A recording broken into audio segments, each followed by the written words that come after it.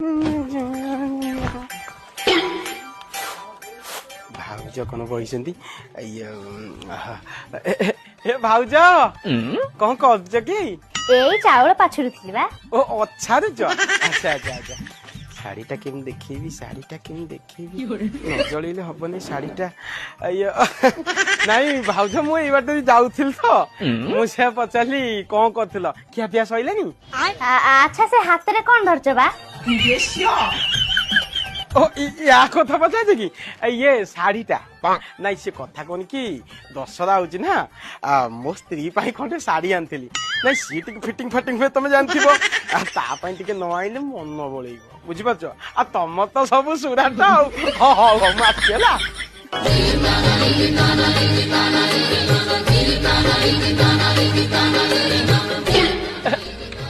ଏ ଭାଉଜ କଣ କରୁଛ କି? କାଇଁ ତମ ଆଖିରେ କଣ ମୋତିଆ ବିନ୍ଦୁ ହେଇଛି? ଓହୋ ଆଜି ବୋଧେ ପୁଣି ସ୍ତ୍ରୀ ପାଇଁ ଶାଢୀ ଆଣିବାକୁ ଯାଇଥିଲ?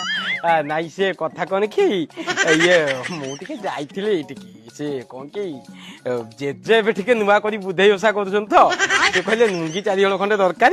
ଲୁଙ୍ଗି 4 ହଳ ଆଉ ଛୁଆଙ୍କ ପାଇଁ 2 ହଳ ଖଣ୍ଡେ ଡ୍ରେସ ଆଉ ମୋ ସ୍ତ୍ରୀ ପାଇଁ 2 ଖଣ୍ଡ ପାଟ ଆଣିଥିଲି ଆଉ। ହଁ ତମର କଣ ଅଛି ତମର ବଡ ଲୋକ ସୁରାଟରୁ ମଗାଇ ଯାଉଥିବ ଆଉ। ହଉ ମୁଁ ଆସିଛି ହେଲା। The next day. ଭାଉଜ କୁଆଡେ ଗଲେ? ଏ ଭାଉଜ ଇଏ ତମେ ଏଠିକି?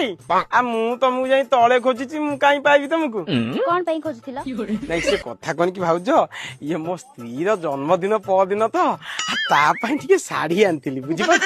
ସେ ଶାଢୀଟା ଦେଖେଇବା ପାଇଁ ତମକୁ ଟିକେ ଆଉଥିଲି। ନିଜ ମାଇକିନା ପାଇଁ ଶାଢୀ ଆଣିବ ଆସିକି ମତେ ଦେଖିବ। କଣ କହିଲ କି? ନାଇଁ କିଛି ନାଇଁ। ହଉ ମୁଁ ଆସୁଛି ଆଉ।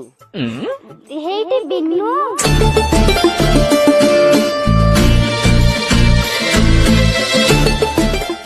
ହଁ ଭାଉଜ କହୁନ। ସେଇଠି ବିନୋଦ ତମେ ଯୋଉ ଦୋକାନରୁ ଶାଢୀ ଆଣୁଛ ସେଇ ଦୋକାନରୁ ଶାଢୀ ଆଣିକି କରିଦିଅନ୍ତନି ମତେ ଟିକେ ଆନନ୍ଦ।